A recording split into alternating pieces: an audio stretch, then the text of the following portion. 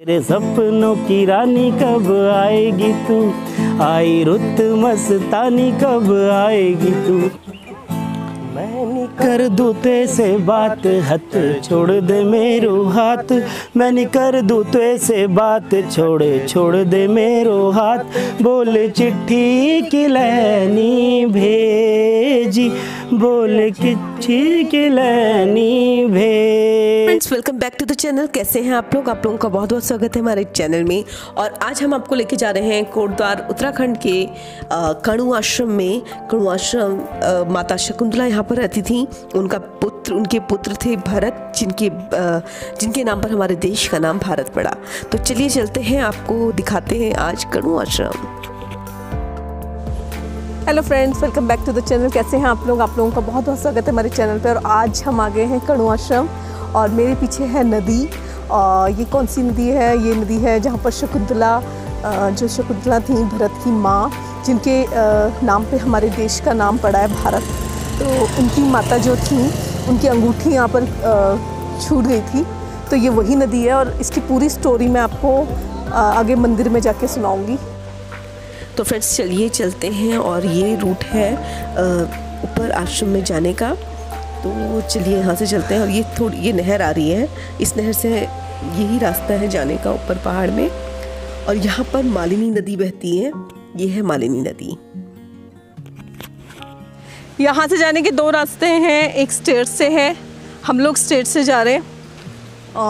और एक है ये वाला रास्ता जिधर से पापा, मम्मी और यशु जा चुके हैं, क्योंकि मम्मी को स्टेट्स में प्रॉब्लम होगी, तो इसलिए वो लोग इधर से चले गए। और हम लोग जाएंगे अभी इधर से, इस रास्ते स्टेट्स से। और यहाँ पर एक बोर्ड लगा हुआ है।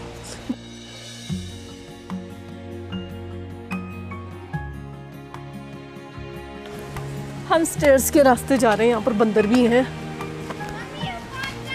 वाओ,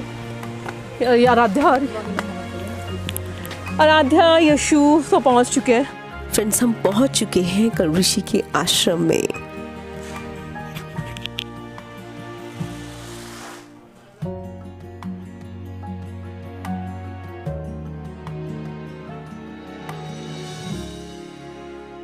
हम आगे उधर से मम्मी और दूसरे रास्ते से आए थे। कैसा था वो रास्ता? ठीक था, परेशानी तो नहीं हुई? तो स्टेयर्स के वजह से हम उधर से आए थे। हम स्टेयर्स से आ गए थे और मम्मी और प्लेन रास्ते से आए। फ्रेंड्स, यहाँ पर बहुत पहले किसी समय में यहाँ पर कणु ऋषि का आश्रम हुआ करता था। यहाँ पर गुरुकुल हुआ करता था और बहुत सारे शिष्य यहाँ पर शिक्षा प्राप्त करने के लिए आते थे। और यहाँ पर माता शकुंतला भी रहती थी, जो कि जिनके माता पिता विश्वामित्र जी और मेनका, जो स्वर्ग की अप्सरा थी, ये इनके माता पिता थे। और उनके द्वारा त्याग दिए जाने पर वो उनको कणु ऋषि ने अपने साथ ले आए और पुत्री के समान उनको पाला पोसा और बड़ा किया। उसके बाद उनका विवाह राजा दुष्यंत के साथ हुआ। लेकिन एक बारी जब राजा दुष्यंत उनको छोड़ करके चले गए थे, तो वहाँ पर दुष्यंत जब चले गए, अपने हस्तिनापुर को लौट गए। उन्होंने वादा किया माता शकुंतला को कि मैं वापस आऊँगा तुम्हें लेने के लिए। लेकिन जब वो वहाँ गए और एक बारी उनकी याद में माता शकुंतला खोई हुई थी और तब तक दुर्वासा ऋषि आए, लेकिन माता शकुंतला ने दुर्वासा ऋषि को प्रणाम नहीं किया और आदर सत्कार नहीं किया, जिसकी वजह से दुर्वासा ऋषि ने उनको श्राप दिया कि तुम जिसकी याद में तुमने मेरा अपमान किया है, जिसकी याद में तुम खोई हुई हो, तो वो तुम्हें भूल जाएगा और जो तुम्हें चिन्हित कोई चीज़ होगी उसी की वजह से वो तुम्हें उसको याद आएगा। तो उन्होंने अंगूठी दी थी राजा दुष्यंत ने, जिसकी वजह से उस समय उनको याद आया था। तो ये हैं भरत, उनके पुत्र, जिनके नाम पर भारत पड़ा था, हमारे देश का नाम। और ये 4 साल की उम्र में इन्होंने शेर के दांत गिने थे। तो ये प्रतिमाएं अंदर लगाई गई हैं मंदिर के अंदर। और यहाँ पर कश्यप ऋषि हैं और कणु ऋषि भी हैं। और दूसरी तरफ में यहाँ पर माता शकुंतला और राजा दुष्यंत की प्रतिमाएं लगाई गई हैं। पीछे यहाँ पर मंदिर है। यहाँ पर कणु ऋषि का आश्रम था और हम यहाँ पर मंदिर के सामने ही बैठे हैं, यहाँ पर बाहर। अभी यहाँ पर लॉक लगा हुआ है। तो पापा, हमारे साथ पापा हैं। पापा बताएंगे पूरी स्टोरी, यहाँ का हिस्ट्री, जो भी यहाँ का इतिहास है वो पापा बताएंगे कि यहाँ पर क्या क्या था। कौन कौन है अंदर, किस किस की प्रतिमाएं हैं, वो सारा हमें पापा बताएंगे। तो एक बार जो है दुर्वासा ऋषि आए उधर से, तो दुर्वासा ऋषि को उसने प्रणाम नहीं किया, शकुंतला को श्राप दिया। दुर्वासा ऋषि ने शकुंतला, हाँ शकुंतला को दिया कि जाओ जिसकी याद में तू मुझे प्रणाम नहीं कर रही है, जाओ तो उसको भूल जाएगा। और भूल गया उसको, भटकते भटकते वो यहाँ उसने निर्वासित कर दिया, दुष्यंत ने उसको निर्वासित कर दिया। और निर्वासित करने के बाद वो भटकते भटकते वो करुणा शरीफ के आश्रम में आ पहुँची। और करुणा ऋषि ने यहाँ ने उसको अपनी पुत्री के समान उसको पाला पोसा। और कुछ समय के पश्चात उसका एक पुत्र हुआ जिसका नाम भरत रखा। और भरत रखा तो इतना पराक्रमी था, इतना बलशाली था कि यहाँ जंगल की जो है चारों ओर से जंगल भरा है। यहाँ करुणा ऋषि के आश्रम में चारों ओर से जंगल है। उस जंगल में शेर आया जाया करता था। तो एक बार शेर के ने उस पर आक्रमण कर दिया, तो उसने उसके जबड़ा को पकड़ा, उसके मुंह को पकड़ा और उसके दांत गिनने शुरू कर दिए। तब से पता चला कि ये किसी राजा का पुत्र हो सकता है। तो हाँ, वो जब वो 4 साल का था जब उसने शेर के दांत गिने थे, जैसे कि अंदर उसमें भी दिखाया हाँ, है जैसे कि अंदर भी दिखाई दे रहा है। और वैसे इसके बाद धीरे धीरे जब से उसको पता चला तो उसकी जो अंगूठी थी, वो अंगूठी जो है वो एक बार राजा की अंगूठी में स्नान कर रहा था, तो वो अंगूठी उसकी तालाब में गिर गई। तो शकुंतला को भूल गया। अब शकुंतला को भूल गया, उसको कुछ समय के पश्चात वहाँ से किसी मछली ने वो अंगूठी खा ली। और मछुआरा उसको बाहर लाया, उसके अंदर पेड़ से वो मछली निकली और मछली पेड़ से जो अंगूठी निकली। और तब जो राजा के पास ले गया, राजा ने उसको पहचान लिया। तो उसने सोचा शकुंतला कहाँ है, तो ढूंढते ढूंढते हसनापुर से ढूंढते वो गढ़वाल के, उत्तराखंड के गढ़वाल, पौड़ी गढ़वाल जिले के करुणाश्री आश्रम में पहुंचा। और यहाँ जा करके उससे शकुंतला से भेंट हुई। शकुंतला से उसकी भेंट हुई तो उसने को पहचाना नहीं। तो उसने तो शकुंतला ने पहचान लिया था, लेकिन उसके पुत्र ने उससे पूछा कि अपनी माँ से पूछा ये कौन है। उसने कहा तेरे पिताजी। उसने कहा मेरे पिताजी हैं तो हम यहाँ जंगल में क्यों हैं, हमारे पिताजी तो यहाँ जो हमारे ऋषि हैं, ऋषि हमारे देख रेख करते हैं, यही हमारे जो हैं सब कुछ हैं। तो तब जाके उसने अपने पिता के साथ युद्ध किया। और युद्ध करने से बाद पता चला कि ये महापराक्रमी है, दुष्यंत का पुत्री है। तब जाके उसकी माँ को पता चला, दुष्यंत पुत्र को लेकर के चले गया। तब से यहाँ भारत की इस प्राचीन नगरी में, ये करुणाश्रम की जो प्राचीन नगरी है, ये बहुत प्राचीन है, आज से नहीं अनादिकाल से है। और यहाँ पर करुणा ऋषि का एक बहुत पुराना आश्रम था, जो धीरे धीरे जो है टूटते कालांतर में टूटते और वह खंडित हो गया। तो उसके बाद आज को जो उसका आश्रम दिखाई दे पर उसके कुछ अवशेष हैं, जैसे कुछ पत्थर हैं इत्यादि हैं, ऐसे हैं उसके पास यहाँ पर। तो इसलिए तो तब इसी के भरत ने क्या किया कि भरत ने एक बार, ये किंवदंती है चाहे वास्तविक है, कि भरत ने देखा कि यहाँ पहाड़ ऊपर नीचे है। तो उसने देखा कि भरत ने एक बार अपने कंधे में हल रखा, जिसको पाटा बोलते हैं, और पाटा से उसने चलाते करुणा ऋषि ने कहा जहाँ तक तुमको रात सुबह हो जाएगी तो वहाँ तक सारा मैदान हो जाएगा। इसलिए भाबर से लेकर के और सीधे गंगा सागर तक मैदान बना हुआ है। ये तभी से इसका नाम भारत, हिंदुस्तान, पहले जिसका नाम हिंदुस्तान था, कुशावर्त कहते थे इसको, अब आज कहते हैं इसको, आज इसको भारत के नाम से, भरत के नाम से भारत नाम पड़ा है। इतनी कहानी इसकी ये है। यहाँ पर जो है, यहाँ पर पहले करुणा ऋषि के वो था ना, आश्रम था। हाँ। आश्रम में काफ़ी सारे लोग पढ़ने हाँ, पढ़ने के लिए आया करते थे। आश्रम में लोग जो, आश्रम में गुरुकुल था, गुरुकुल में बच्चे पढ़ने आया करते थे। यहाँ देखा, यहाँ सबसे नज़दीक में है, यहाँ मालिनी नदी की तट पर। मालिनी नदी वही है ना, हाँ, ये है। शकुंतला की अंगूठी खो गई थी, है ना? हाँ, वही मालिनी नदी। वहाँ पर वो नहा रही थी, उसके कपड़े धो रही थी, कपड़े धो रही थी और उसके हाथ से अंगूठी निकल गई। हाँ, ये था उसका। और उसके बाद जो है ये भारत का है नगरी आश्रम, ये गुरुकुल था यहाँ पर। गुरुकुल आश्रम बहुत से लोगों ने पढ़ा है। और यहाँ पर जो है आज की जो मूर्तियाँ हैं, करुणा ऋषि की मूर्ति है, कश्यप ऋषि की मूर्ति है, और शकुंतला और दुष्यंत की मूर्ति है, भरत और शेर की मूर्ति आज भी यहाँ विद्यमान है। ये जो आज यहाँ पर धीरे धीरे जो इसकी जो विकास नहीं हो पाया, लेकिन धीरे धीरे अब इसका विकास हो रहा है। ये गढ़वाल की एक, उत्तराखंड की गढ़वाल की एक पवित्र भूमि है। इस पवित्र भूमि को सभी लोग नमन करते हैं, प्रणाम करते हैं, और इसको आज भी भारतवर्ष के नाम से इसको जाना जाता है। इस भारतवर्ष में ये जो कोटद्वार, मतलब उत्तराखंड का एक द्वार है जो कोटद्वार, इसके पास में 3 नदियाँ बहती हैं। एक मालिनी नदी बहती है,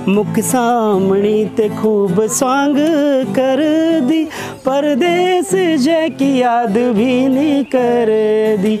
मुख सामणी ते खूब स्वांग कर दी, परदेस जै की याद भी नहीं कर।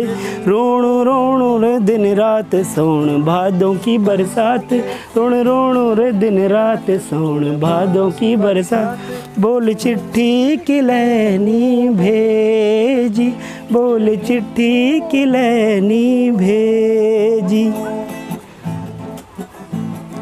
तेरे गाँव को डाकवानू चिट्ठी देणू आंदू, तू रहंदी बणो मां वो कै मां दे जांदू। तेरे गाँव को डाकवानू चिट्ठी देणू आंदू, तू रहंदी बणो मां वो कै मां दे जांदी। मुंड मुंड रे दिन रात सोण भादों की बरसात, रुण रुण रे दिन रात सोण भादों की बरसात। बोल चिट्ठी की लैनी भेजी, बदनामी की डोरनी भेजी। Thank you, thank you.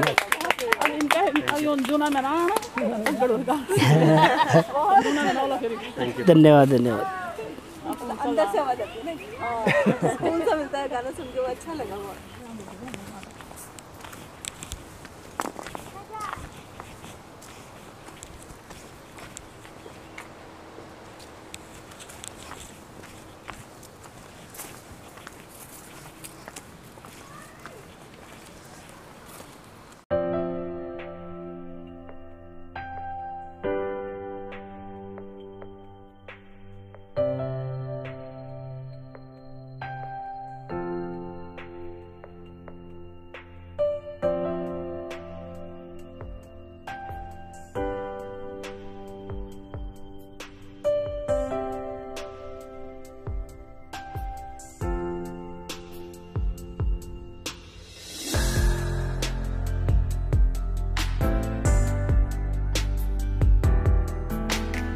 Hope आपको व्लॉग पसंद आया होगा। आज का व्लॉग हमने फ्रेंड्स के साथ में एंजॉय किया था। तो अब हम इस वीडियो को करते हैं यहीं पर एंड, और मिलेंगे कल आपसे एक नए वीडियो के साथ में। तब तक के लिए do like, share and subscribe my YouTube channel which is vlogs with Rajni Kothari.